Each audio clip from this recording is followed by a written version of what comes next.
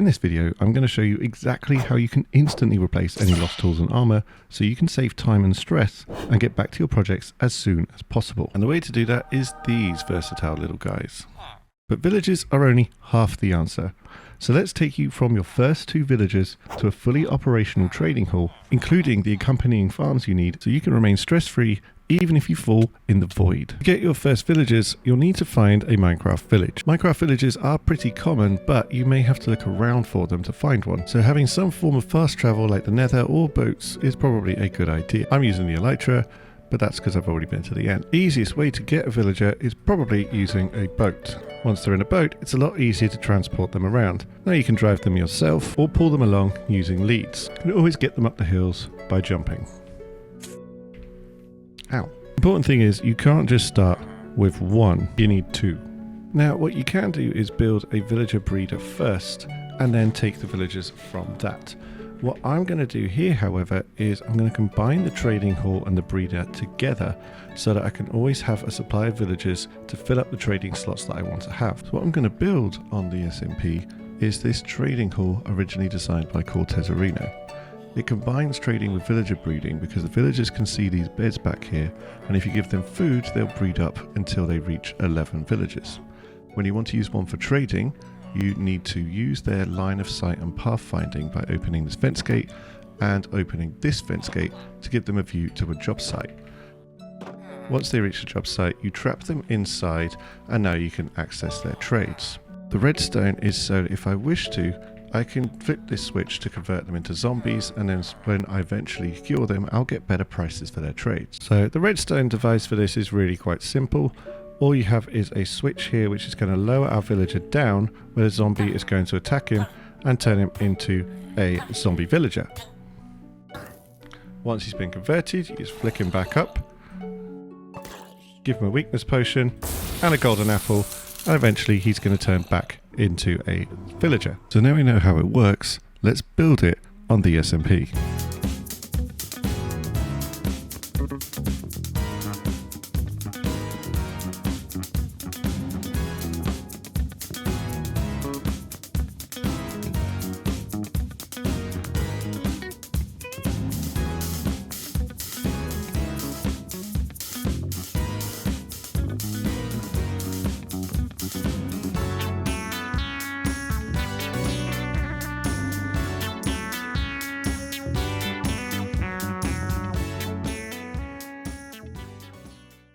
So we've got the actual structure finished. 5 layers, each one of them with 13 villagers and 13 villager potential trades, as well as 14 at the bottom because I'm not dropping anyone down any further. In each layer you can see we've got ourselves a little water stream to take the excess villagers from that layer to the one below. So we'll start putting villagers at the top, breed them up and then just drop them down as we go to ensure we can always fill in these 5 layers, and that should be plenty enough villagers to do all the trades that I actually want to have access to. Now we just got to get these 2 suckers up to the very top pen where they can start breeding.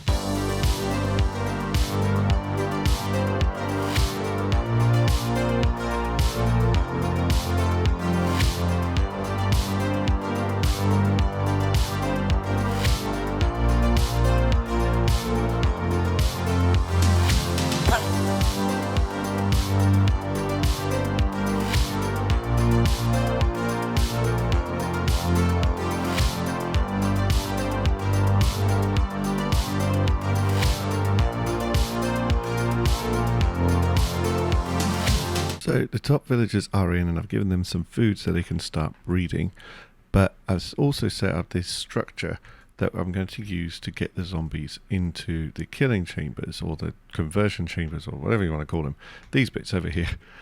So we're going to use the same setup that we had the villagers in, and we're just going to use the trapdoors to lure zombies inside there, and then I can just use minecarts to pick them up one at a time and get them into their own little bits. And happily, since it's getting dark, I should be able to get some zombies fairly quickly.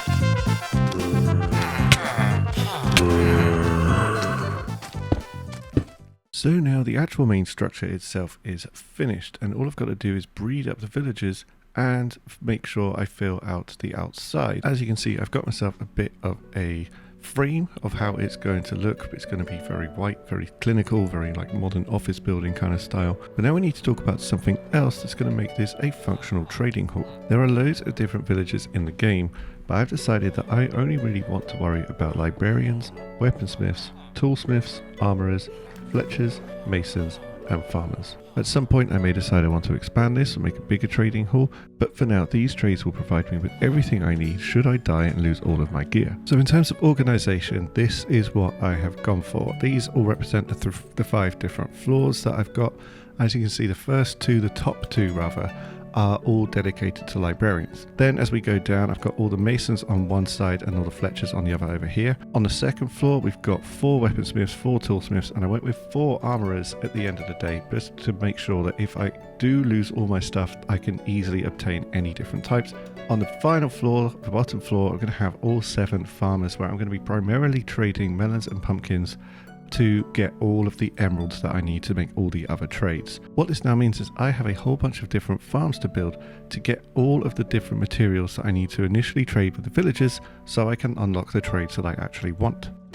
I already have the iron farm, which has provided me with quite a few iron blocks, as we can see, and this should be enough to keep me with enough iron to trade with the weaponsmiths, toolsmiths and the armourers. This little sugarcane farm and this little crop farm here without any carrots or potatoes isn't going to work if I want to trade with my librarians and eventually with my farmers. And I've actually isolated 6 farms which I'm going to need in total in order to fuel this entire trading hall. At the moment my bamboo farm is just this. You kind of just wander around, chop it down and you'll get loads and loads of bamboo, but it's kind of the wrong shape to have in a skyscraper like all my other farms are going to be. Now I have a solution to this, but it's going to need a lot of iron. So I'm going to have my bamboo farm looking like this, and probably something similar but just a little less tall for sugarcane, and I'm just going to stack them on top of each other and stack the sugarcane one along as well on the other side, and then they can both go into a building.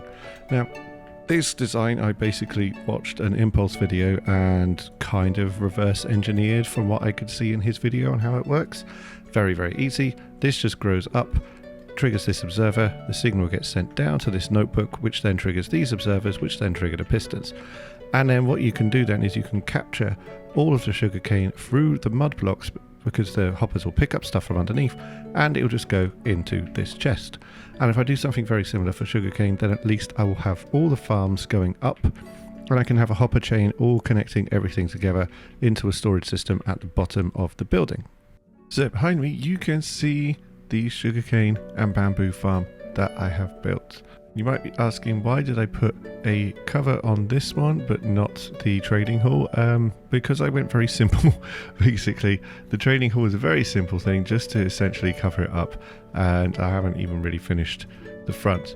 I will have to do something inside here because it's super dark, but we have ourselves our sugarcane storage. This is an overflow, so if the sugarcane does fill up all of these chests, it'll start flowing into this composter and I'll start getting bone meal.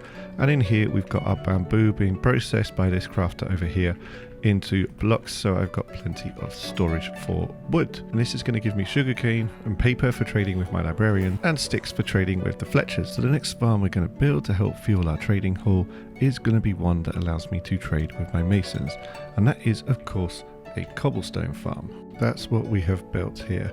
We go into the cheat cam, we can see we've got a TNT duplicator that is going to blow up that cobblestone. This is the design by Big Booty 17, probably the person with the best name on the Minecraft YouTube. The cobblestone goes down into these droppers and then sends it into the water streams, into these furnaces and chests. So we've got the cobblestone going into a double smelter here to give us smooth stone, a single smelter over here to give us just regular stone, and then just a whole bunch of chests for the cobblestone here at the end.